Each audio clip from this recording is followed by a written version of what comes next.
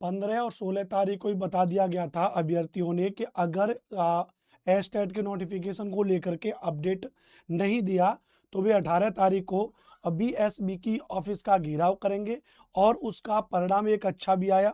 हजारों विद्यार्थी बीएसईबी के कार्यालय पर पहुंचे और उनका शांतिपूर्ण तरीके से जो प्रोटेस्ट था वो थोड़ा सा बड़ा भी हो गया। हजारों लाखों विद्यार्थी वहां पर पहुंचे, उनको लिए तो मैं तहे दिल से धन्यवाद अदा करता हूं कि उन लोगों के अथक प्रयास से ही बिहार एस्टेट का एग्जाम होगा और लाखों विद्यार्थियों को फायदा भी मिलेगा। तो उसमें बीएसईबी के द्वारा फिर यह सूचना दी गई भैया कि अभी इस चीज को मैटर को यहीं पर रोकिए। बीएसईबी के द्वारा कहा गया कि एस्टेट में जो 11 तारीख से फॉर्म भरे जा रहे थे उसका फॉर्म दोबारा से अब भरा जाएगा और उन्होंने एक डेट भी बता दी भैया, तो आप प्रॉपर तरीके से उसको यहाँ पर सुन सकते हो।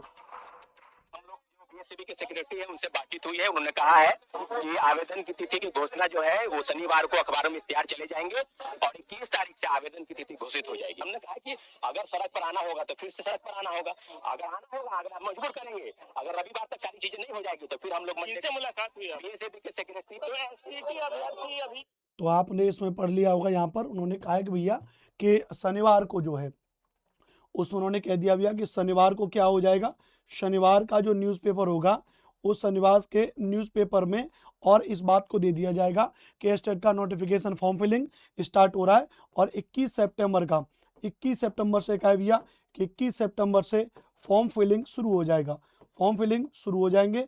तो यहाँ पर प्रॉपर अधिकारियों से बात की है, ये वहाँ पर कोई छात्र नेता हैं अपने जिनके अथक प्रयास हैं, इनको मैं नमस्कार करता हूँ क्योंकि ऐसे व्यक्तियों के द्वारा इनके सहयोग से ही चीज़ें बहुत बेहतर होती हैं। तो इसमें यहाँ पर साफ कहा है और इन्होंने तो खुलेआम कह दिया वहाँ पर कि भैया अगर आप ये चाहते हो कि विद्यार्थी दोबारा से सड़कों पर उतरें तो ये बात बता दीजिएगा, हम आपकी बात को मान रहे हैं।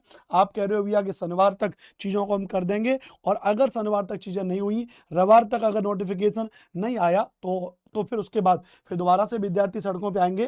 तो 21 सितंबर का दिन पड़ रहा है संडे, तो मुझे लग रहा है कि एक अच्छी खुशखबरी है कि भैया एस्टेट के फॉर्म फिलिंग शुरू हो सकते हैं। लेकिन देखो चाहे एस्टेट में कितनी भी गड़बड़ी हुई हो, मैं हमेशा से कहता एस्टेट का पेपर होगा, लेकिन आप उसके साथ अपनी सेल्फ स्टडी को करते रहिएगा भैया। मैं अभी भी कह रहा हूं अगर इसमें कुछ भी डिले अगर होता है तो लेकिन फिर भी आप अपनी तैयारी को करते रहिए, सेल्फ स्टडी को करते रहिए, ये बहुत ज़्यादा ज़रूरी है। आपको पता है 150 नंबर की परीक्षा होगी, 100 नंबर का आपका सब्जेक्ट होगा, 50 नंबर का आपका कॉमन पेपर होगा। पढ़ाई करते रहिए। इस चैनल पर प्रॉपर 100 नंबर की एसएसटी क्लास में आपको करा रहा हूँ और प्रॉपर तरीके से आर्ट ऑफ टीचिंग बाकी के सभी विषयों की क्लासेस चल रही हैं। आप मस्ती के साथ पढ़िए, फालतू में किसी का उल्टा सीधा पेड कोर्स मत लीजिएगा, पैसे की बर्बादी मत करिए। सेल्फ स्टडी से भी पेपर पास हो सकता है।